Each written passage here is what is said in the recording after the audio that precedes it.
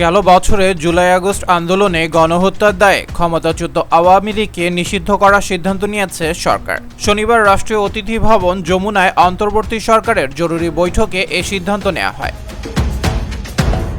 অভ্যুত্থানের দল জাতীয় নাগরিক পার্টি, জামাত ইসলামী সহ ধর্মভিত্তিক দলগুলোর দাবির মুখে সন্ত্রাস বিরোধী আইনে আওয়ামী লীগকে নিষিদ্ধের সিদ্ধান্ত নিয়েছে অন্তর্বর্তী সরকার। সেই সঙ্গে ছাত্র জনতার গণ আন্দোলন দমানোর অভিযোগে বিচারের মুখোমুখি করতে আওয়ামী লীগের বিচারের পথ খুলতে আন্তর্জাতিক অপরাধ ট্রাইব্যুনাল আইন সংশোধনের সিদ্ধান্ত হয়েছে উপদেষ্টা পরিষদের জরুরি বৈঠকে।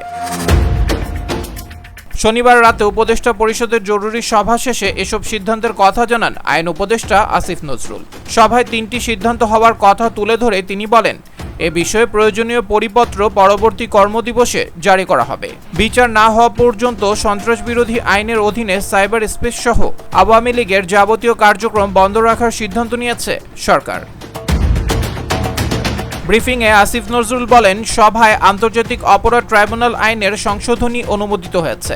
সংশোধনী অনুযায়ী আন্তর্জাতিক অপরাধ ট্রাইব্যুনাল কোনো রাজনৈতিক দল, তার অঙ্গ সংগঠন বা সমর্থক গোষ্ঠীকে শাস্তি দিতে পারবে।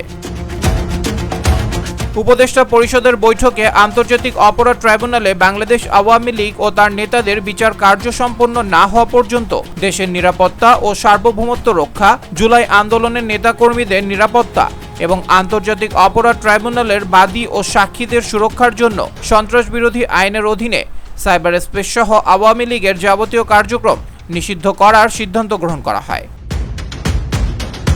এ বিষয়ে প্রয়োজনীয় পরিপত্র পরবর্তী কর্মদিবসে জারি করা হবে বলে জানিয়েছেন তিনি। এছাড়াও উপদেষ্টা পরিষদের বৈঠকে জুলাই ঘোষণাপত্র আগামী 30 কার্যদিবসের মধ্যে চূড়ান্ত করে প্রকাশ করার সিদ্ধান্ত গৃহীত হয়েছে বলে জানান আসিফ নজরুল। এর আগে গেল 23 অক্টোবর সন্ত্রাসী কাজে জড়িত থাকার অভিযোগে বৈষম্য বিরোধী ছাত্র আন্দোলনের দাবির মুখে সন্ত্রাস বিরোধী আইনে আওয়ামী লীগের ভ্রাতৃপ্রতিম সংগঠন ছাত্রলীগকে নিষিদ্ধ করে অন্তর্বর্তী সরকার। আর শনিবার আওয়ামী লীগের কার্যক্রম বিচার কাজ শেষ না হওয়া পর্যন্ত একই আইনের আওতায় নিষিদ্ধ করার সিদ্ধান্ত নিল আওয়ামী লীগ সরকার পতনের 3 দিন পর ক্ষমতায় আসা ডক্টর মোহাম্মদ ইউনূসের নেতৃত্বাধীন অন্তর্বর্তী সরকার।